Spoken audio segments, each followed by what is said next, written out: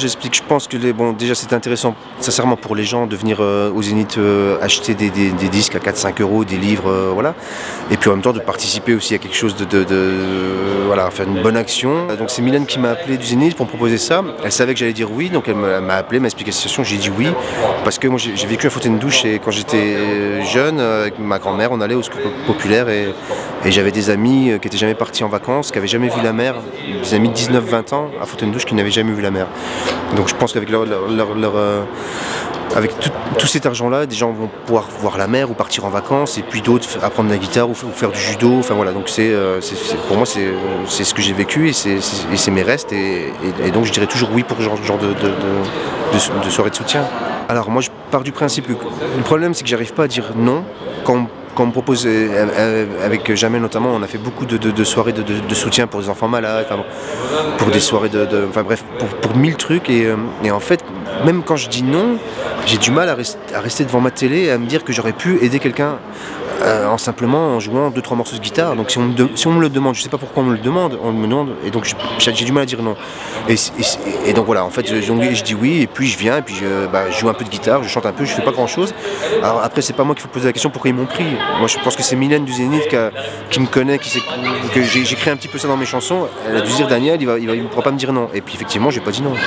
Nous quand on était enfants, avec mes amis, ce qu'on faisait du stop. On partait à 4 par exemple, on partait donc 2 par 2 et on se donnait rendez-vous dans des villes. Et on voulait voir la mer, on voulait voir les palmiers, donc on allait à Cannes, mais on n'avait pas une thune, on n'avait rien, et on partait 2 par 2 et on se donnait rendez-vous dans des mairies, parce que moi les mairies, c'était facile à trouver dans une ville, et toutes les heures rendez-vous devant la mairie, mais des fois on attendait 10 heures, 8 heures, parce qu'on savait pas où et on n'avait pas les portables, et comme ça on arrivait donc à Cannes, à Saint-Tropez, et on dormait sous les bancs, on se battait pour être sur le banc, sous le banc, et une fois moi j'ai dormi, il y avait des palmiers, mes amis ont dormi sur une tente de la Croix-Rouge, avec du gravier, et moi j'ai vu un palmier, et je suis allé me mettre sous le palmier, parce que je voyais pas de palmier à cette époque-là.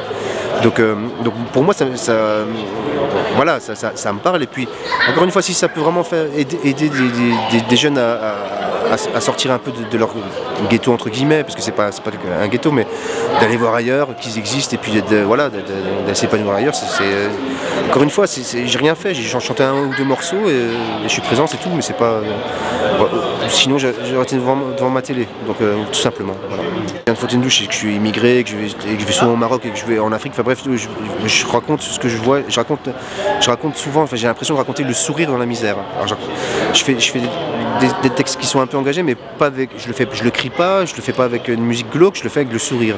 Et je vois en Afrique ou ailleurs, je vois des gens qui sont dans la misère mais qui ont le sourire. Et je trouve ça beau, moi, voilà, d'avoir quand même de l'espoir et puis voilà, encore une fois, c'est naturel pour moi, vu que je l'ai connu et que j'étais comme ça et que je suis parfois encore. Hein, c'est pas, les gens pensent que, je sais pas pourquoi ils m'ont appelé. Voilà, faut demander à Mylène, mais après, je pense que certains artistes le font pour montrer qu'ils font du social. Je sais que jamais, et moi, c'est pas le cas. On y va parce que voilà, on a connu ça. Puis et puis encore une fois, c'est 1 heure à tuer, donc c'est pas grand chose. Mais vu que moi je l'ai vécu, ça, mes parents étaient immigrés, donc bref, je suis arrivé, je suis né à Dijon et à Fontaine-Douche, j'ai passé 18 ans à Fontaine-Douche, et il y a quand même, alors moi, pour moi c'était pas glauque ce que j'ai vécu, il y a une certaine solidarité, malgré tout, entre voisins, pas avec tout le monde, mais avec les étrangers, il y avait une certaine solidarité, comme si les gens qui avaient un accent se retrouvaient ensemble. Je sais pas, mais en tout cas, moi j'ai pas senti vraiment la misère, au contraire, petit, j'allais chez les Marocains, chez les Asiatiques, avec mes voisins, et j'ai vécu des choses fortes, et pour moi c'était riche. Et si j'avais vécu avenue Victor Hugo, j'aurais pas eu cette richesse-là. Alors, pour moi, donc j'ai pas senti la misère. J'étais enfant, je mangeais, on mangeait pas de coca, on n'avait pas de yaourt aux fruits, des choses comme ça. Et quand on allait chez nos amis qui habitaient en ville, il y avait du coca, des yaourts aux fruits, des choses qui détonnaient. Et du coup, on en mangeait plein, enfin si on pouvait, parce qu'on avait l'impression d'être chez les riches, alors qu'on n'était pas chez les riches, mais sauf qu'on était pauvres. Voilà. J'ai pas senti quand on était enfant. Après, avec du recul, tu te dis ah oui, moi j'ai pas vécu comme mes amis maintenant, voilà. Mais quand j'étais enfant, moi j'ai des super souvenirs.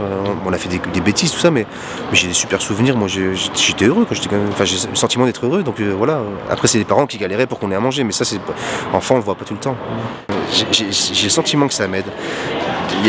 Dans des soirées, le seul truc où je pense à ça, c'est que dans certaines fois dans les soirées où il y a des cocktails, où il y a du saumon, du foie gras, j'ai tendance à en manger même si j'ai pas faim, parce que j'ai l'impression que ça vient de mon enfance, c'est qu'on n'avait pas ça. Donc, alors quand c'est gratuit, du coup on en mange, même si on n'a pas faim on en mange, parce que voilà. Et donc je crois qu'il me reste encore ça, mais du coup je sais toujours d'où je viens, et quand je me retrouve dans des soirées même un peu huppées, moi je suis à l'aise, je suis à l'aise parce que je sais d'où je viens et je saurai toujours d'où je viens. Voilà. Mais ça c'est mon sentiment et je suis heureux d'avoir vécu ça quelque part parce que j'ai passé une belle vie.